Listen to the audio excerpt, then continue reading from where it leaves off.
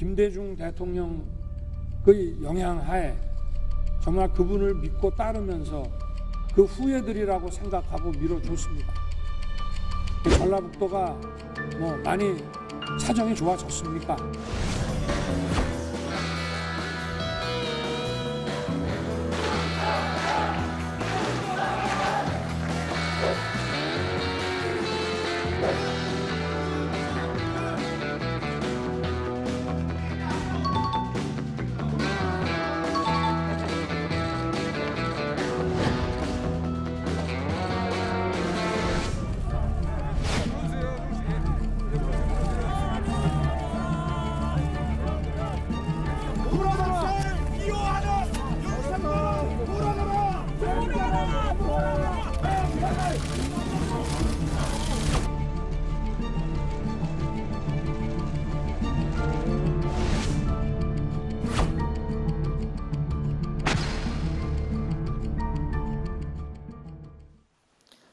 자, 영상으로 보신 것처럼 국민의힘 윤석열 후보는 어제부터 1박 2일 일정으로 호남을 방문하고 있습니다.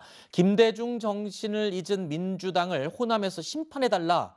전북 홀대로는 없을 것이다. 이렇게 외치면서 호남 챙기기에 나섰습니다. 하지만 또다시 윤석열 후보가 실언 논란에 휩싸여서 곤혹을 치르고 있습니다.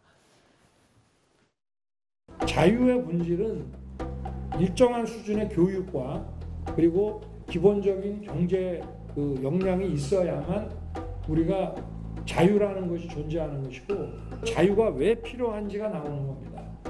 극빈의 생활을 하고 배운 것이 없는 사람은 자유가 뭔지도 모를 뿐 아니라 자유가 왜 개인에게 필요한지에 대한 그 필요성 자체를 느끼지를 못합니다. 그분들을 무시하는 게 아니라 오히려 그분들을 도와드려야 된다는 얘기인 것이, 모든 국민이 자유인이 돼야지 많이 배우고 또 잘 사는 사람만이 자유인이 돼서는 안 된다. 그런 뜻입니다. 여러분은 어떻게 이해를 하셨습니까? 극빈층은 자유를 알지 못한다라고 한 윤석열 후보의 발언을 두고 정치권 안팎에서 아주 많은 비판이 쏟아지고 있습니다. 해당 발언에 대해서 윤석열 후보는 지금 들으신 것처럼 그분들을 도와드려야 한다는 취지였다고 해명을 했습니다. 김종인 위원장까지 나서서 취지가 잘못 전달된 것이다라고 옹호를 하고 나섰는데요. 하지만 취지야 어쨌든 간에 과거에도 취지와는 상관없이 이 잘못 전달되는 말 때문에 실언 논란이 계속 이어져 왔었죠. 자, 이번에도 배우지 못한 사람은 자유의 중요성을 모를 수 있다. 이 말은 심각하게 이 비난을 받을 만한 가능성이 있는 그런 발언이긴 합니다. 그렇죠. 발언 자체가 잘못됐어요. 그러니까 자유라고 하는 것은 누구든지 천부인권적으로 태어나면서부터 느낄 수 있는 기본적인 권리라고 생각을 합니다. 그게 못 배우고 극빈이고 이거고 전혀 상관이 없다고 저는 봐요. 그러니까 그런 부분에 대해서 이제 이런 발언이 본인의 의도가 어땠는지는 제가 잘 모르겠지만, 이 발언이 나가는 순간 이제 정말 어려움이 있는 분들 입장에서 얼마나 또 화가 나겠습니까? 그 불필요한 발언이에요. 이런 발언을 왜 하는지 잘 모르겠습니다. 가난하면 자유를 못 느낀다고 하면 가난한 분들은 자유가 뭔지 또 억압된 게 뭔지 그걸 모른다는 얘기잖아요. 이건 정말 잘못된 발언이에요. 그리고 해명하는 과정에 있어서도 이분들을 더 잘 살게 하기 위한 발언이라 이렇게 뉘앙스로 말씀을 하셨는데 앞뒤가 맞지 않아요. 그래서 중요한 건 이런 발언 안 하는 게 중요해요. 또 굳이 이런 발언을 해서 나중에 해명까지 하고 해명하면서 또 그것이 또 다른 논란을 불러일으키는 이런 일이 발생하지 않도록, 그렇지 않아도 윤석열 후보는 계속 이제 말 실수 때문에 논란이 많잖아요. 발언할 때 한 번 더 생각하고 정말 이 발언이 어떤 부작용을 불러올지에 대해서 고민하고 발언하는 게 필요하다고 생각합니다. 네.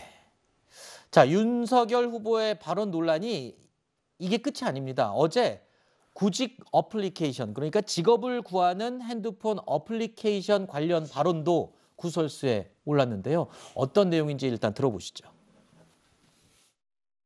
학생들 휴대폰으로 말이죠. 앱을 깔면은 어느 기업이 지금 어떤 종류의 사람을 필요로 한다고 하는 것을 실시간 정보를 얻을 수 있을 때가 여기 아마 한 1, 2학년 학생이 계시다 하면 졸업하기 전에 생길 것 같아요.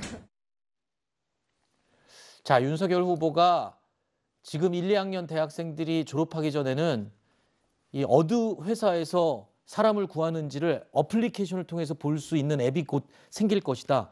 사실 이거는 한참 됐죠. 네. 그러니까 현실을 너무 모르는 얘기를 한 게 아니냐. TV 광고를 봐도 요즘 그런 앱은 이제 뭐 얼마든지 넘쳐나는 상황인데.